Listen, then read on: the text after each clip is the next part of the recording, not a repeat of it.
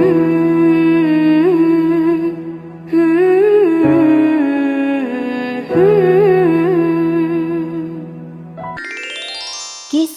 Nabi Muhammad Sallallahu Alaihi Wasallam.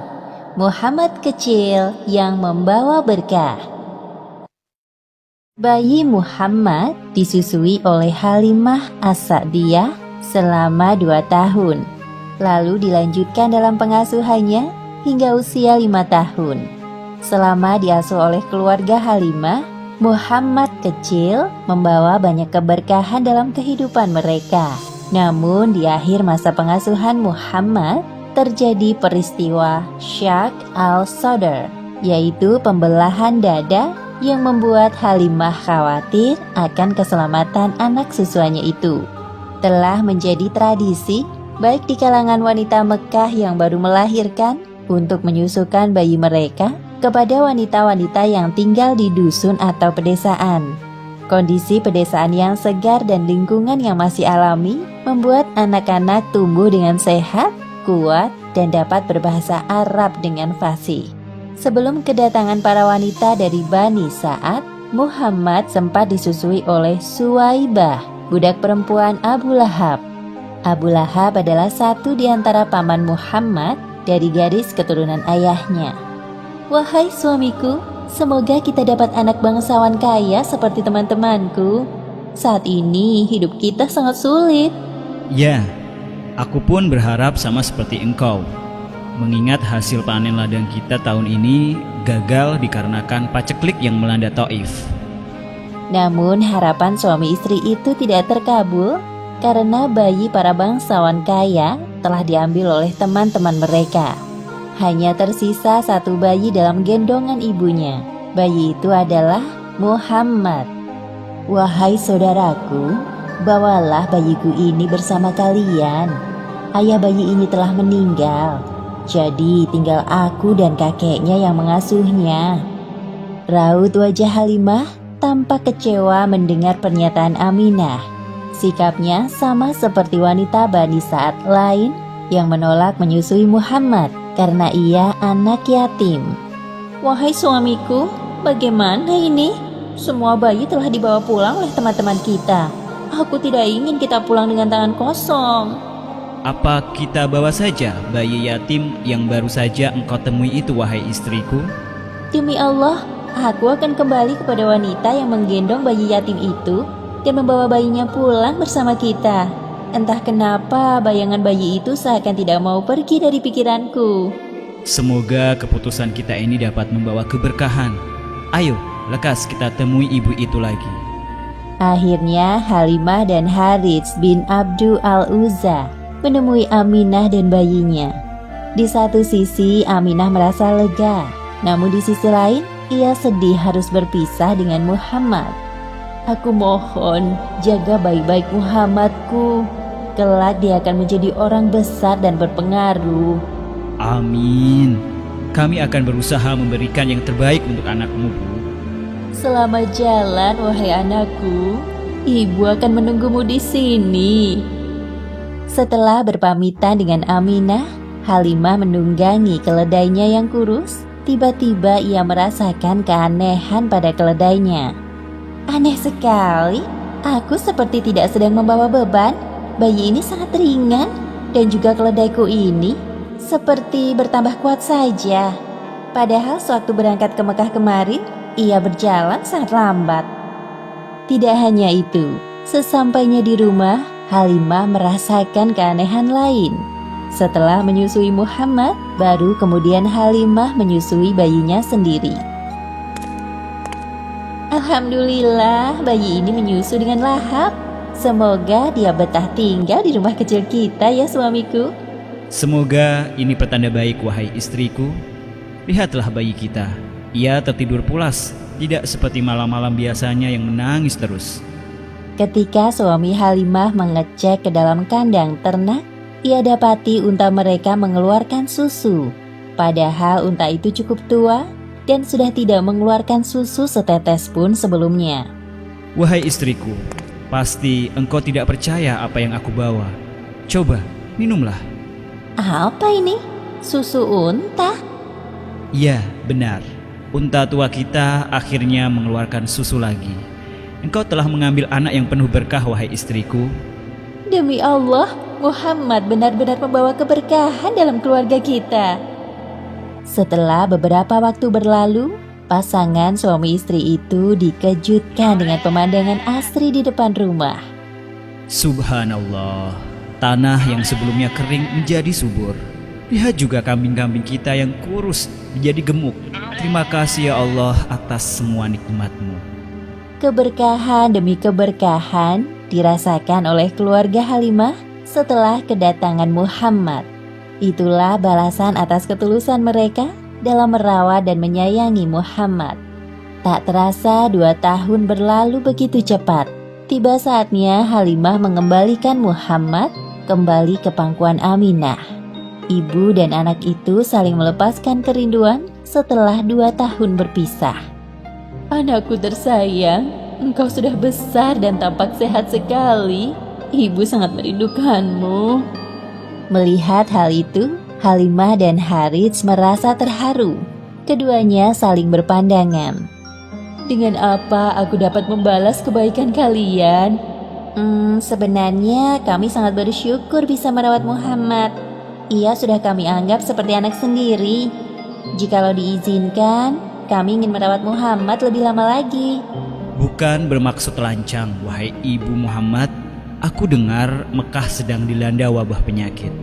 Apa tidak sebaiknya Muhammad tinggal bersama keluarga kami di dusun Bani Sa'ad? Terkait permintaan kalian, aku perlu berdiskusi terlebih dahulu dengan kakeknya. Tidak lama kemudian, Abdul Muthalib datang. Beliau memberikan keputusan yang bijak. Aminah menyadari bahwa usulan Halimah dan suaminya itu baik. Meskipun sebenarnya ia masih merasa berat jika harus berpisah dengan Muhammad secepat ini. Sejujurnya aku sangat senang melihat cucuku ini tumbuh dengan sehat. Jadi keputusanku demi kebaikannya juga. Kami izinkan Muhammad kembali ke dusun Bani Sa'ad sampai usianya genap 5 tahun. Harapanku adalah kelak Muhammad dapat belajar berbicara dengan fasih karena terbiasa mendengar bahasa Arab yang murni. Meskipun berat, aku setuju dengan keputusan kakek. Namun, untuk beberapa hari ini, biarkan Muhammad bersamaku. Setelah itu, kalian boleh membawanya pulang ke Taif. Terima kasih atas kebaikan kalian berdua. Kami sangat bersyukur dapat kembali merawat Muhammad. Halimah dan suaminya memiliki 3 orang anak. Namanya Abdullah, Unaisah, dan Syaimah. Mereka semua menjadi saudara sepersusuan Muhammad. Belum genap di usianya 4 tahun, Muhammad ikut menggembala kambing bersama saudara-saudaranya. Pada saat itulah terjadi peristiwa pembelahan dada Muhammad oleh malaikat yang menyamar menjadi manusia. Ibu, Muhammad kita. Hah? Muhammad kenapa, nak? Muhammad dibunuh oleh seseorang. Hah? Yang benar saja. Tunjukkan pada kami, di mana Muhammad? Halimah dan suaminya segera berlari menemui Muhammad. Wajahnya tampak pucat. Halimah langsung memeluk Muhammad dan menanyainya. Apa yang terjadi padamu, nak? Kemudian Muhammad menceritakan peristiwa yang barusan terjadi kepadanya. Seperti yang disebutkan dalam hadis riwayat Muslim nomor 162. Rasulullah Shallallahu Alaihi Wasallam didatangi malaikat Jibril ketika beliau Shallallahu Alaihi Wasallam sedang bermain dengan beberapa anak. Jibril kemudian menangkapnya, menelentangkannya, lalu Jibril membelah dada beliau. Jibril mengeluarkan hatinya dan mengeluarkan dari hati beliau segumpal darah beku sambil mengatakan, "Ini adalah bagian setan darimu." Jibril kemudian mencucinya dalam wadah yang terbuat dari emas dengan air zam-zam.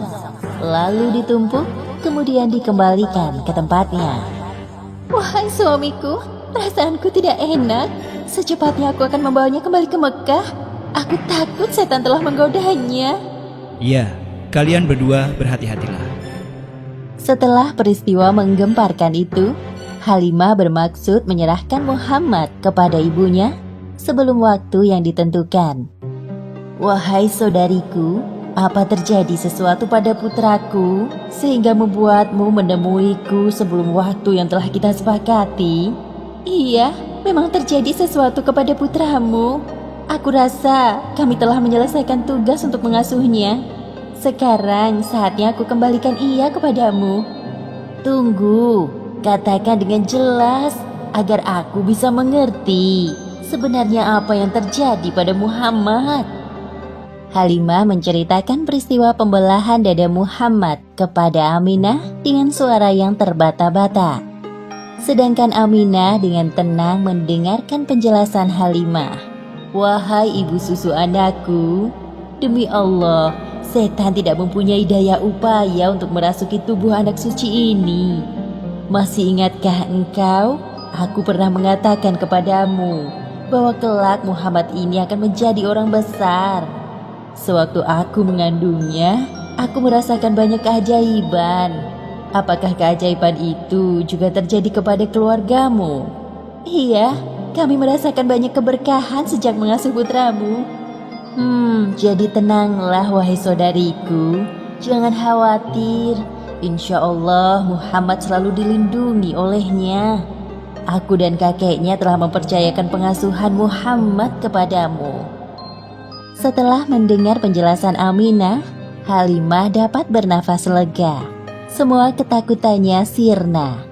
Begitulah akhirnya Muhammad kembali ke dusun Bani Sa'ad bersama Halimah. Sekarang usia Muhammad telah genap 5 tahun.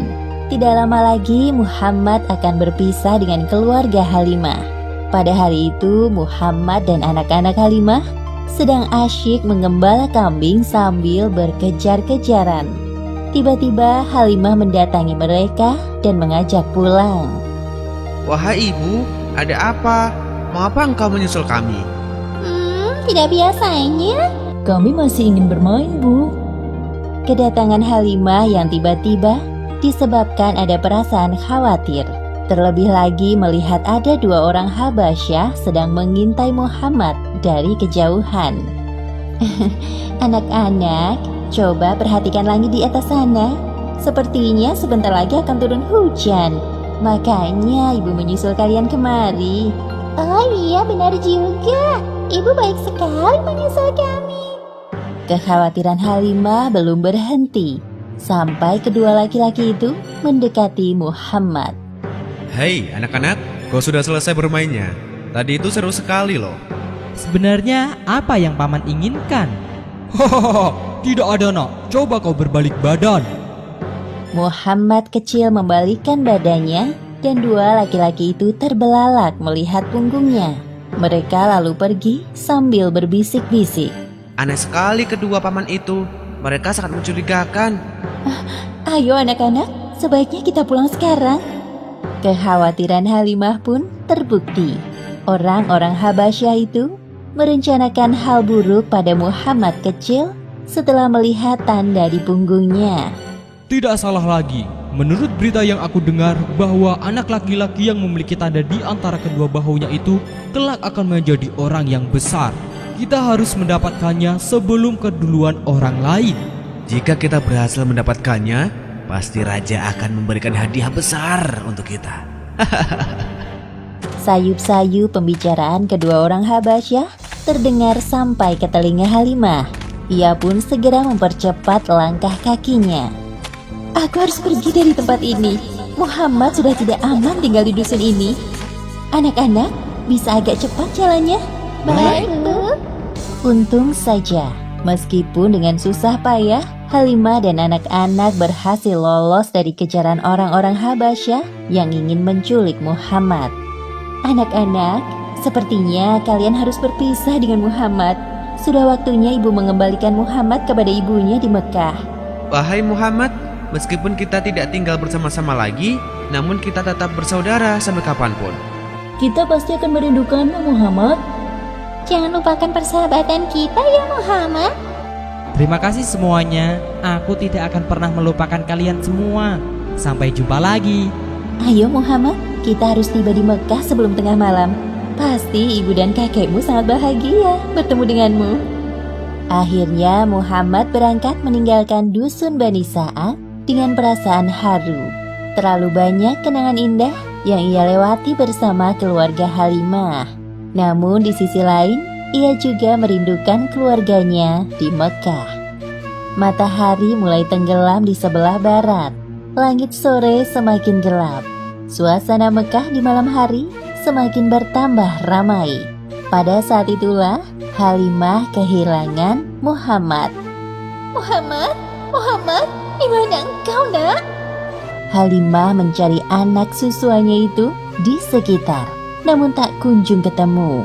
Dengan berat hati, ia pun menuju rumah Abdul Muthalib. Assalamualaikum warahmatullahi wabarakatuh. Waalaikumsalam warahmatullahi wabarakatuh. Oh, Anda sudah datang. Silakan masuk. Maafkan aku. Hari ini aku berniat mengembalikan Muhammad kepadamu. Tapi sampai di Mekah atas, Muhammad hilang. Aku telah mencarinya, namun tidak ketemu. Memang aku belum hafal tempat-tempat di sini. Jadi, bagaimana ini? Tenanglah, Bu. Aku akan mengutus orang untuk mencari cucuku. Engkau tunggulah di sini. Setelah Abdul Muthalib meminta tolong kepada tetangganya untuk mencari Muhammad, beliau berdoa di depan Ka'bah. Ya Allah, mudahkanlah cucuku Muhammad untuk kembali kepada kami. Hanya Engkaulah yang dapat memudahkan pencarian ini. Tak lama kemudian, Abdul Muthalib bertemu dengan Muhammad. Ia diantar oleh Waraqah bin Naufal dan temannya. Ternyata secepat itu Allah Subhanahu wa Ta'ala mengabulkan doa Abdul Muthalib. Kemarilah, wahai cucuku. Aku tadi menemukan cucumu di daerah Mekah atas. Sepertinya ia tertinggal jejak pengasuhnya. Terima kasih, saudaraku. Sama-sama, kami pamit dulu. Setelah kepergian Waraqah, Abdul Muthalib mengajak Muhammad untuk bertawaf di Ka'bah. Wahai cucuku, sekarang mari kita bertemu dengan ibumu. Beliau sangat cemas kehilanganmu di perjalanan tadi. Sesampainya di rumah kakeknya, Muhammad kecil meminta maaf kepada Halimah karena telah membuatnya cemas. Saat itu juga Muhammad harus berpisah dengan ibu susuan yang telah merawatnya selama 5 tahun. Selamat tinggal anakku. Aku selalu mendoakanmu. Semoga engkau menjadi orang besar seperti harapan ibumu. Demikianlah akhir kisah Muhammad kecil yang membawa keberkahan bagi orang di sekitarnya. Dalam kisah ini, pelajaran yang dapat kita ambil adalah kerjakan segala sesuatu dengan niat ikhlas mencari ridha Allah, maka keberkahan akan mengikutimu. Wallahu a'lam bishawab.